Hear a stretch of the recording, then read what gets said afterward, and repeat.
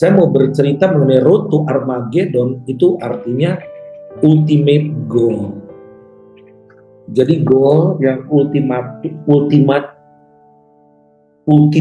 Jadi yang goal yang paling tinggi yang harus kita lakukan. Nah, dalam waktu minggu kemarin ada sesuatu yang peristiwa fenomenal di Yerusalem, di mana beberapa keluarga orang-orang Kristen mengungsi dari Yerusalem keluar Yerusalem karena melihat tanda-tanda yang nggak biasa-biasa terjadi, yaitu mereka melihat satu cahaya di di Mount Temple, ya, Temple Mount di Bukit Sion. Nah, terus juga ada yang mendengar suara-suara rintihan dari di bawah batu-batu tembok barat, yaitu tembok ratapan yang kita kenal, di mana orang-orang Yahudi pada berdoa, goyang-goyangkan kepala seperti itu, dan selip-selipkan permohonan gitu di sela-sela batu. Lalu banyak yang bermimpi sama mimpinya. Nah, dan mimpinya adalah satu peristiwa bahwa antikris akan segera muncul. Nah, kepanikan seperti ini banyak juga di antara orang-orang Kristen pada saat ini, apalagi di bulan-bulan ke depan, ya, di mana ada banyak peristiwa-peristiwa yang jujurnya akan menggoncangkan, ya, menggoncangkan baik secara ekonomi, menggoncangkan mental, dan lain sebagainya. Nah, ketika menyikapi satu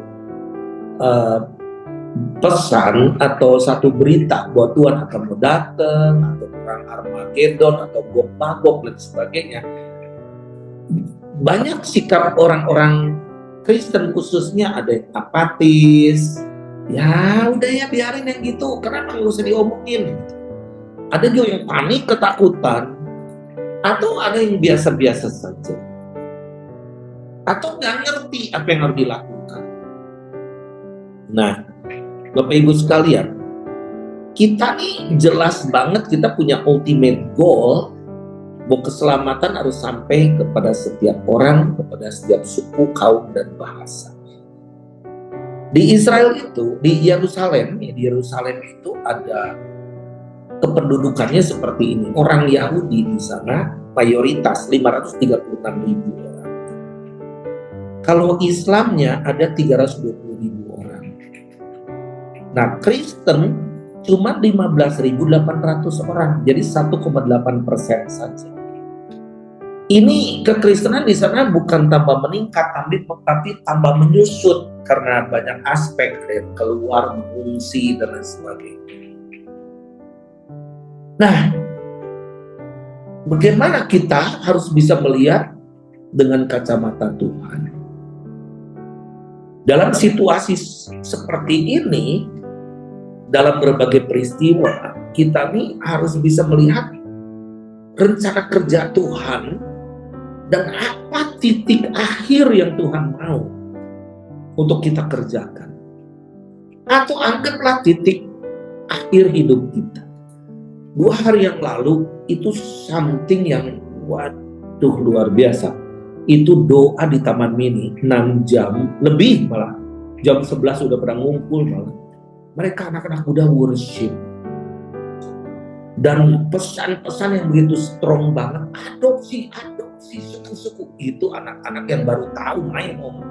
Itu mereka udah bergerak, adopsi, kita harus adopsi desa-desa. Bahkan ada satu anak muda pembicara, dia ngomong, dia sedang adopsi 7 desa. Dan 7 desa ini di Indonesia, saya nggak sebut lah ya. Tapi itu 7 desa itu mengatakan begini, mereka membutuhkan air. Kalau air ini nanti akan ada, kami mau ikut Yesus semua.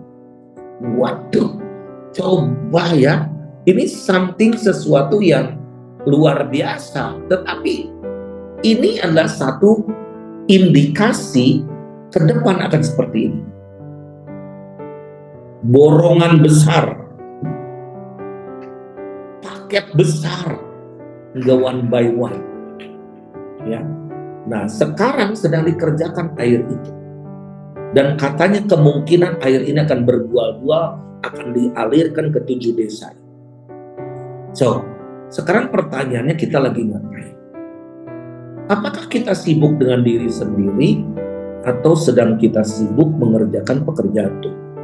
Firman Tuhan katakan begini di dalam Mazmur 46 ayat 11. Diamlah dan ketahuilah bahwa akulah Allah. Aku ditinggikan di antara bangsa-bangsa, ditinggikan di bumi. Jadi Tuhan sendiri yang ngomong bahwa aku akan ditinggikan di antara bangsa-bangsa dan ditinggikan di bumi. Apakah kita sedang meninggikan Dia atau kita sedang meninggikan diri kita sendiri? Ya, atau meninggikan seseorang atau kelompok kita yang lebih penting gitu kan. Nah, di dalam Matius 24 ada di dalam ayat 3 sampai 14. Itu 3 pertanyaan daripada murid-murid Tuhan Yesus. Yang pertama adalah ketika Yesus duduk di bait di atas bukit Zaitun, di mana kedatangan Tuhan itu nanti akan terjadi di bukit Zaitun itu di seberangnya daripada Golden Gate, yaitu pintu gerbang emas yang tanda kutip bisa suddenly, tiba-tiba, apa caranya kita nggak ngerti, itu akan dibuka kembali. Apakah nanti secara politik atau ada deal agama, one world religion, atau gempa bumi, ya, akan terjadi. We don't know yet. Tetapi itu akan terjadi, dan itu merupakan bagaimana suatu road path kedatangan Sang Mesias. Dan kita tahu bahwa kedatangan Yesus Kristus sebagai Sang Mesias itu sudah sangat dekat. 3 pertanyaan murid-murid Tuhan. Pertama, bila manakah itu akan terjadi? When it will be happen? Yang kedua, what is the sign? Apa tanda kedatanganmu? Dan yang ketiga, apa tanda kesudahan dunia? Jadi 3 pertanyaan ini Yesus jawab, akan ada perang, wabah, dan sebagainya. Kita berdoa, kalau wabah itu datang kembali, apakah kita sudah siap? Karena itu tertulis dalam firman Tuhan. Dan kenapa bisa apakah mendadak? Di Indonesia ada namanya One Health, satu sehat. Harus kita punya namanya data satu sehat. Ya. Nah, itu semua sedang on progress, ya, on progress. Nah, ada deru perang, ada apalagi penyesatan dan lain sebagainya. Tetapi ultimate-nya ada di Matius 24 ayat 14, dan Injil Kerajaan akan diberitakan di seluruh dunia menjadi kesaksian buat semua bangsa, maka tibalah kesudahannya. Itu kata firman Tuhan. Jadi kalau saya melihat gini, saya melihat dalam perspektif kacamata saya. Ketika saya taat lakukan ini, Pak Ishak Latif taat lakukan ini, kok kick off-nya begini? Ini unpredictable. Kita nggak bikin goal seperti ini, tapi itu seperti di Taman Mini misalkan. Wah, kita adopsi setiap suku. Ini beyond, di luar daripada imajinasi kita. Dan ternyata Tuhan munculkan itu adopter yang mau mengadopsi itu. Itu orang yang punya spirit apa? Yohanes Pembaptis. Roh Elia ada di dalamnya. Dan kita lihat ke depan akan ada penginjilan secara masif skala dunia. Lihat firman Tuhan. Firman Tuhan nggak pernah salah, Bapak Ibu sekalian. Nah, sejak kekristenan, apakah Bapak Ibu tahu bahwa tidak pernah namanya suku terhitung yang belum mengenal Tuhan Yesus, yang dimana suku ini Injil kerajaan belum diberitakan. Terdatanya di mana?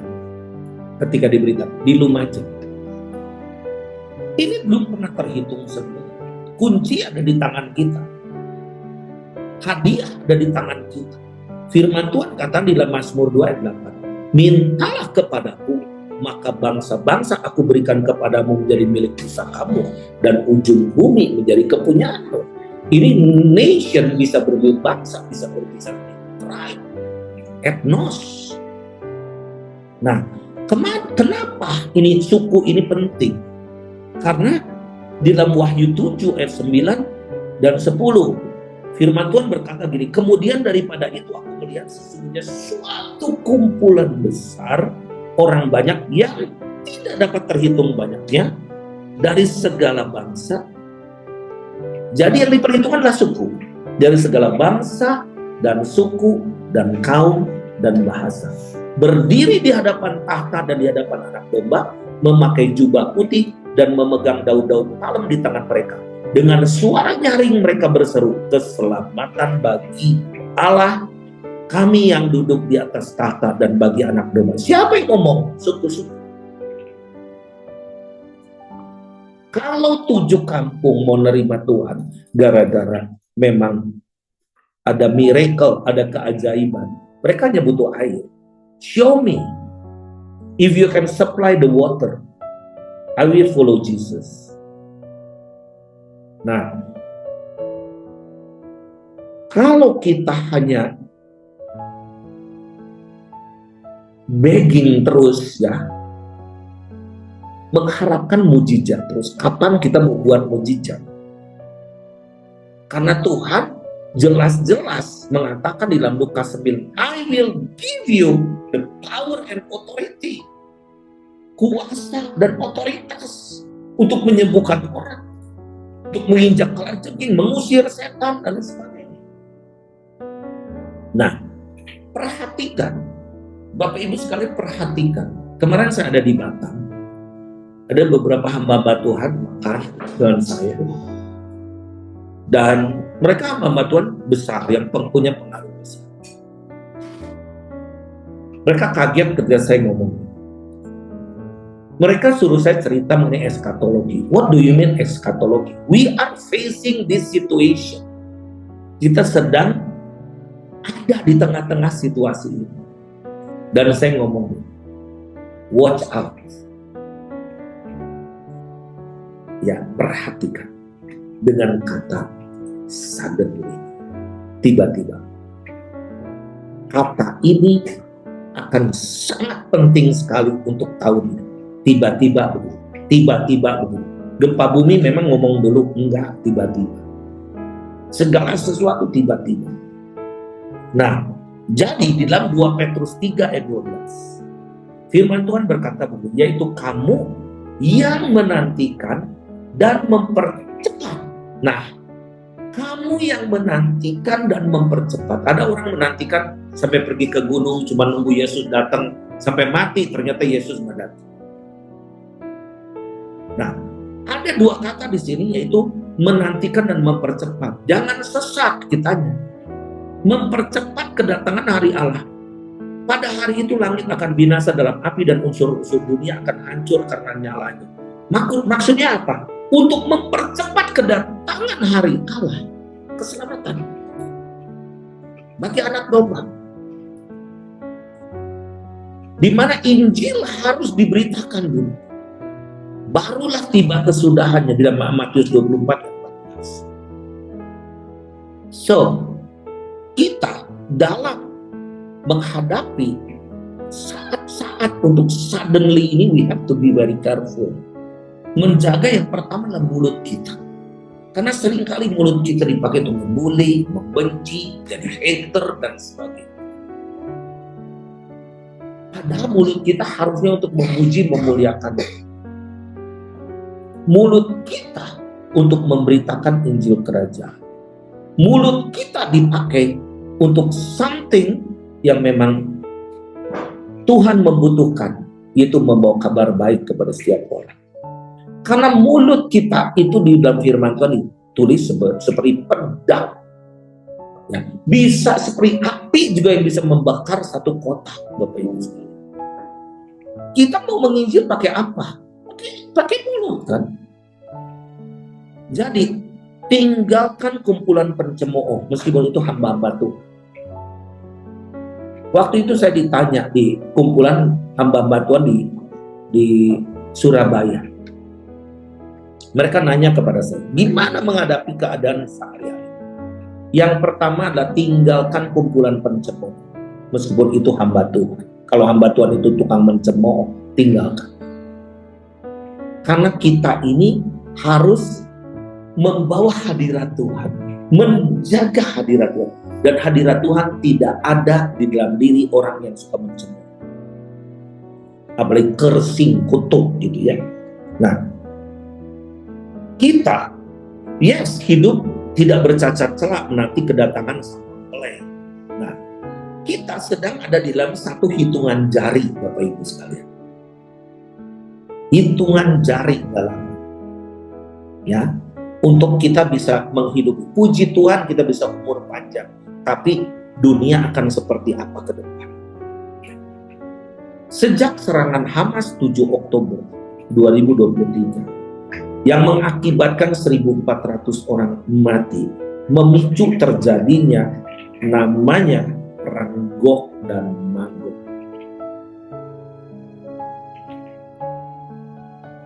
Perang Gog dan Magog. 7 negara sekeliling Israel menyerang Israel untuk membalas terjadinya banyak korban perang yang diakibatkan oleh juga serangan daripada Israel kepada ke jalur Gaza, ke Palestina, ke Syria, Lebanon, dan sebagainya. Pertukaran sandera berlangsung sangat alot. Sabtu ini, hari Sabtu ini menentukan. Bapak Ibu, saya yang pergi ke sana berkali-kali. Ketika saya punya sense nih, gak akan langsung lancar. Karena kemungkinan besar orang-orang yang disandera itu udah mati. Dan tidak ada lagi jenazah.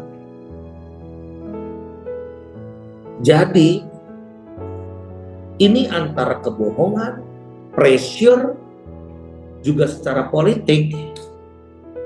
Nah, ini berkumpul bersama-sama akan memunculkan suatu ledakan kemarahan yang luar biasa. Tapi di celah ini, dengan ada ledakan, maka ada kesempatan untuk pendamaian. Karena ini belum matang, perangnya belum matang.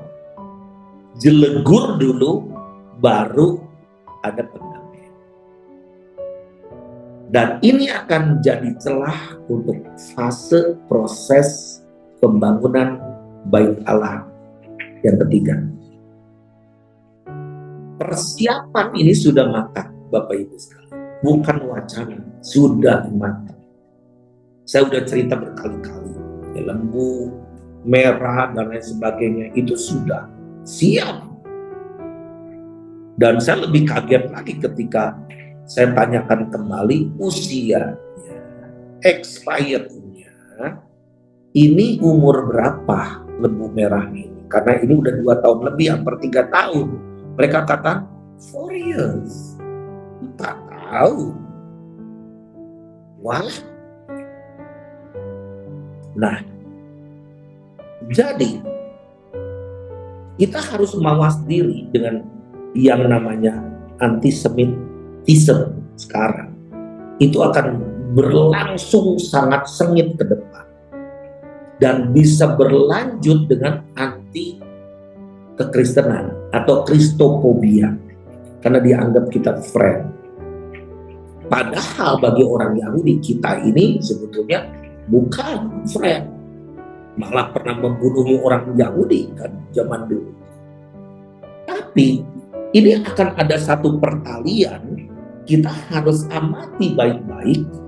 Firman Tuhan itu 1000% akurat. Tinggal waktu kapan itu akan terjadi. Dan saya katakan, kita sekarang masih hidup berarti masa anugerah yang luar biasa. Karena kita akan melihat gelombang-gelombang ledakan, tapi gelombang-gelombang pertobatan secara masif di mana-mana. Jadi siapkan rumah Tuhan. Maksudnya apa?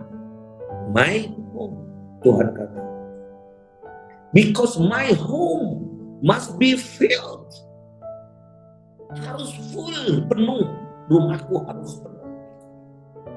Nah, akan ada nanti perdamaian yang smooth, yang disebut one world religion.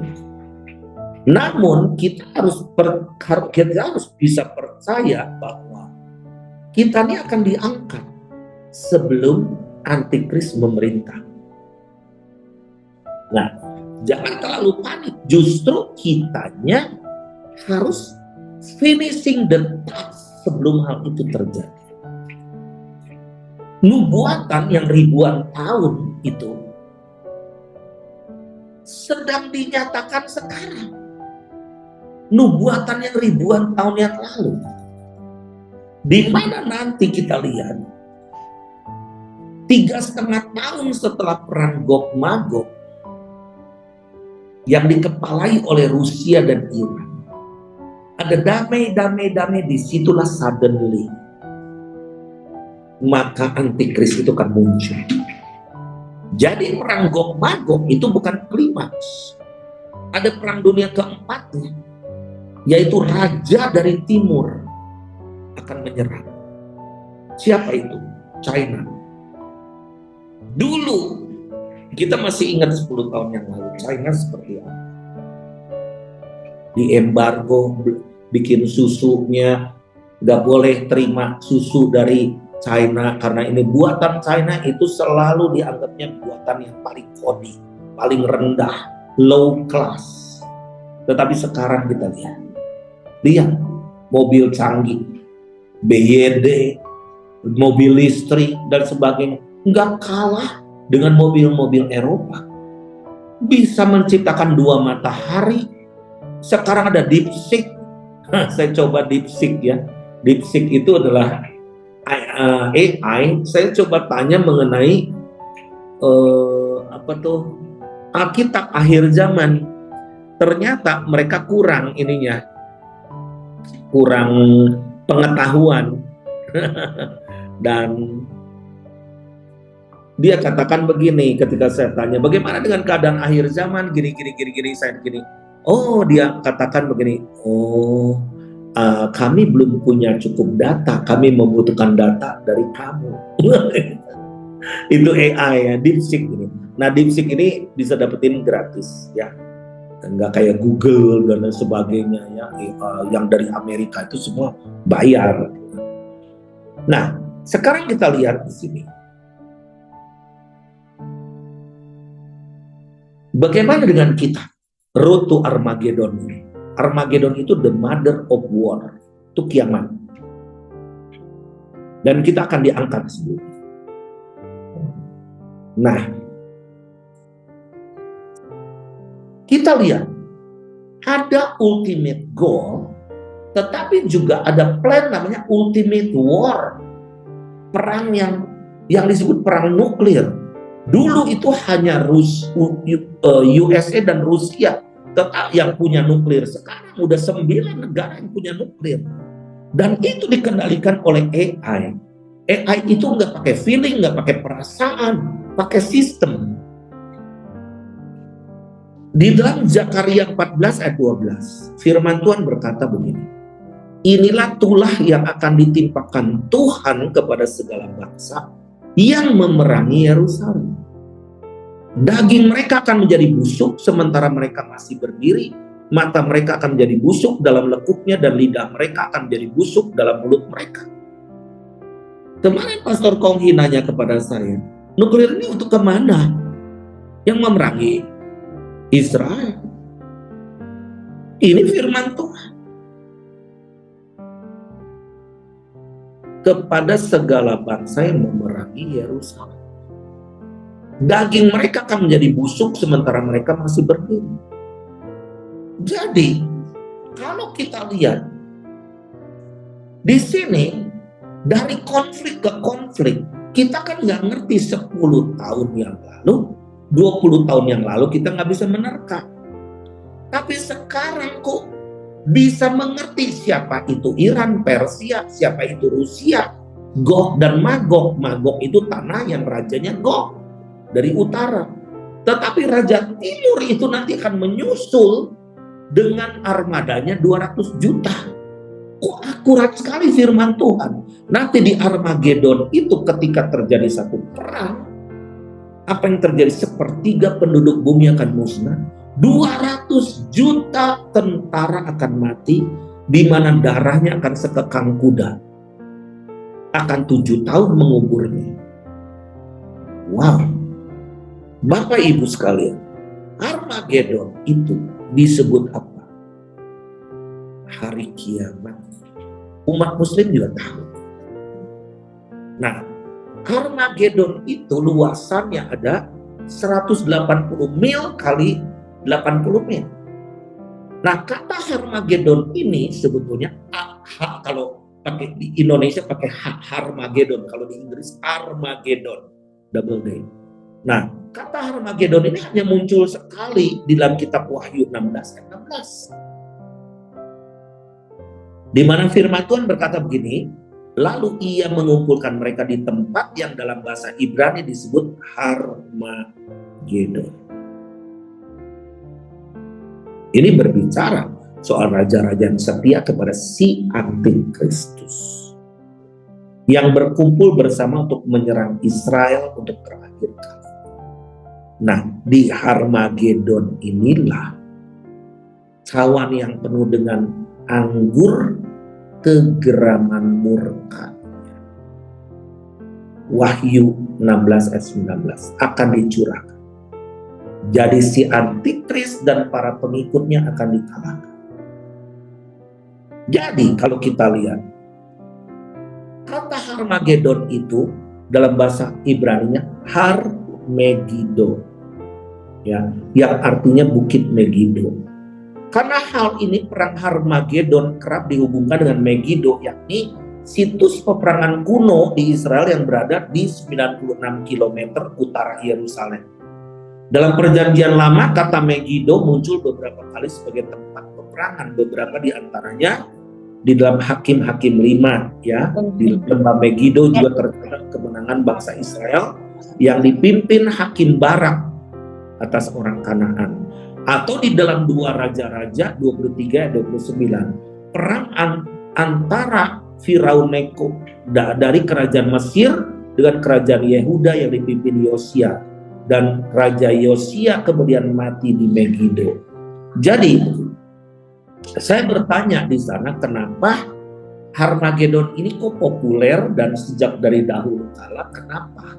Karena lembah ini adalah lembah tempat di mana bisa dilalui oleh berbagai bangsa dari dua benua, Asia dan Afrika, juga Eropa ke sini. Kalau tidak melalui Harmageddon, itu akan berbulan-bulan kelilingnya karena harus kelilingi dunia. Nah, jadi ini ada tempat perebutan sejak dari dahulu. Nah, kalau kata Megiddo ini saat ini dikenal dengan nama Tel Al-Muteselim, itu bahasa Arabnya. Di mana perang di wilayah perbukitan Megiddo bukan hanya tercatat di Alkitab, tapi juga dalam sejarah dunia, ya. Nah, perang dunia pertama mencapai wilayah Megiddo. Saat itu Inggris yang dipimpin oleh Jenderal Edmund Henry Hinman Allenby melawan pasukan Ottoman. Puncak dari peperangan ini membuat kekuasaan Kesultanan Turki Ottoman di tanah Palestina berakhir. Nah, jadi kita lihat, kok muncul lagi berita dalam beberapa hari ini tanda-tanda Yang kedua, bulan berubah menjadi darah.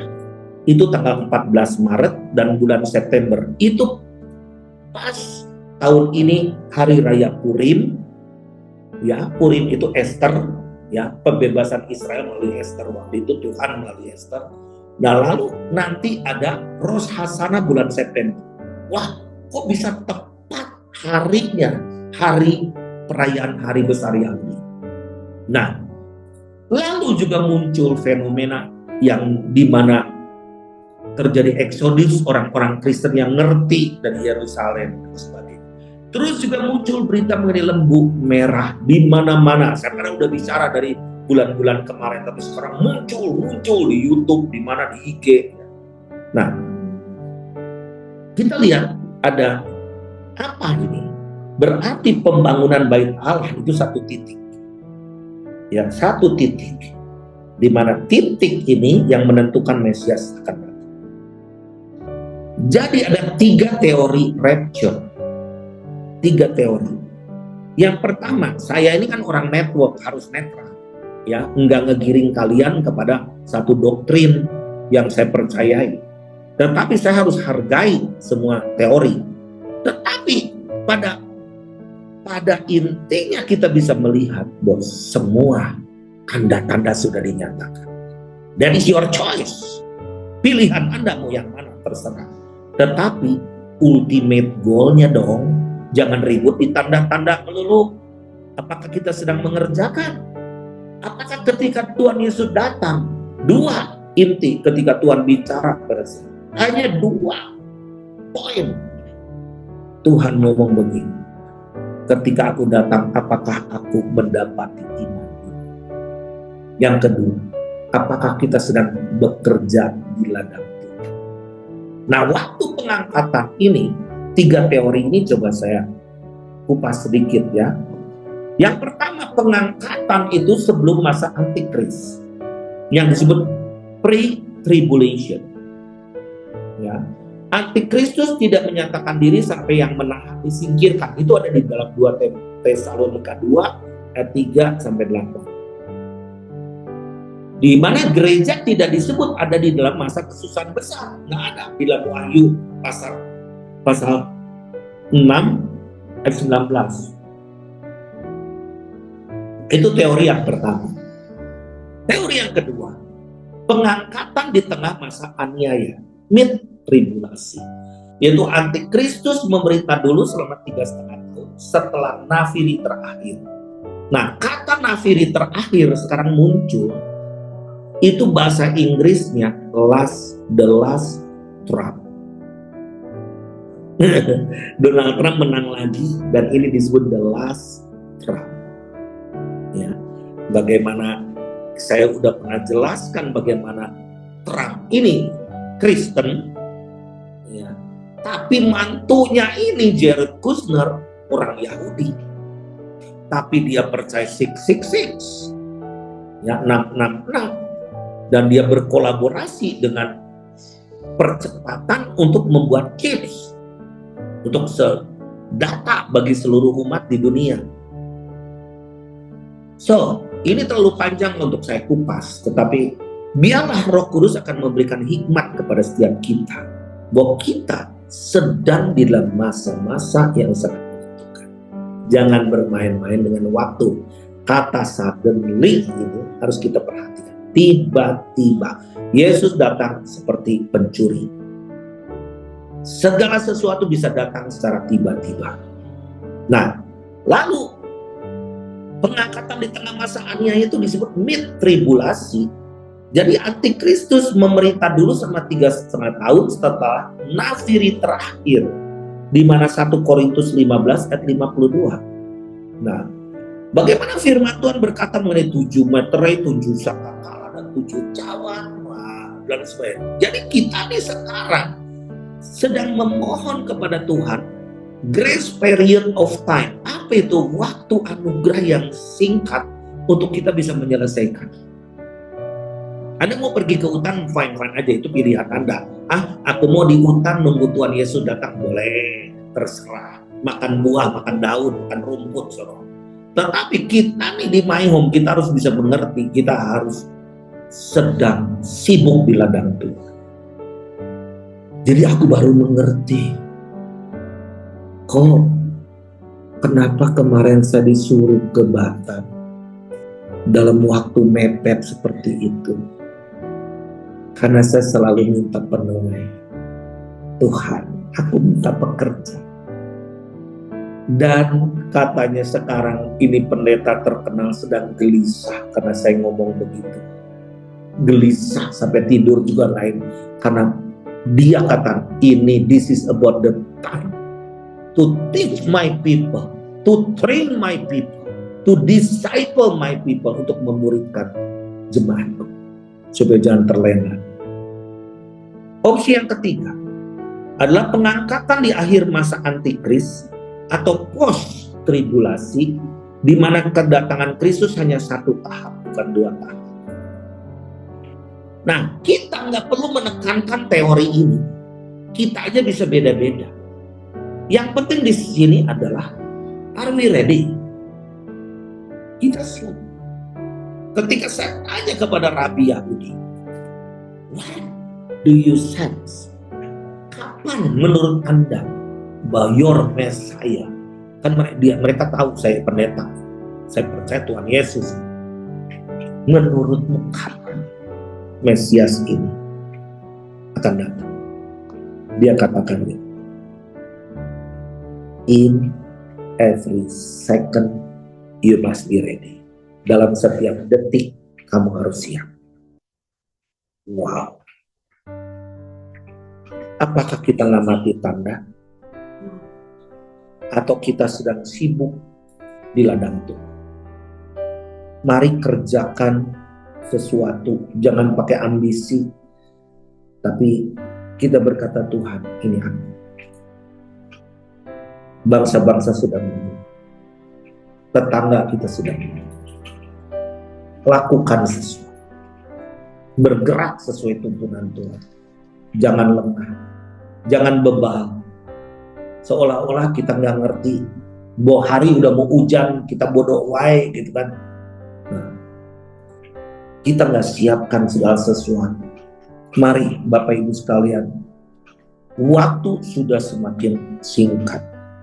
Kalau di buletin atom scientist itu, dia mengatakan begini, tahun 2025, waktu kiamat itu tinggal 89 detik.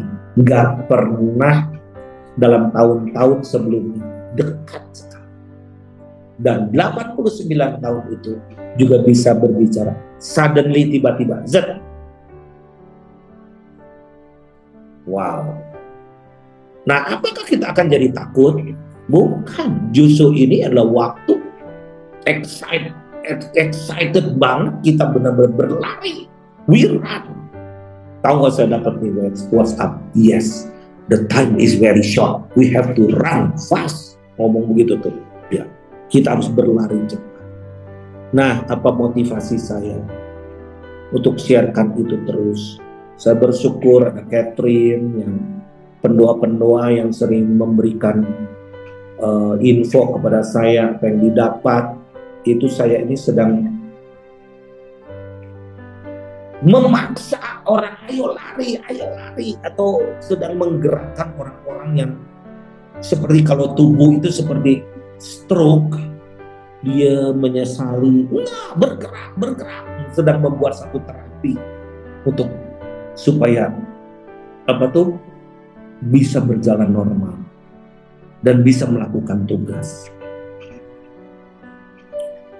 Ya, puji Tuhan. Yuk kita sama-sama membangun jalan, bergerak kemanapun Tuhan utus. Jangan hitung-hitung. Capek ya capek. Tapi kalau capek kita di ladang Tuhan, wah, kita dapat reward daripada capek mikirin. Terus dia meeting ke meeting terus, tapi nggak ada fruitnya, nggak ada buahnya. Yuk bekerja di ladang Tuhan selagi masih bisa, selagi masih siang. Nggak siang, udah deket malam. Yuk, Tuhan memberkati. Shalom.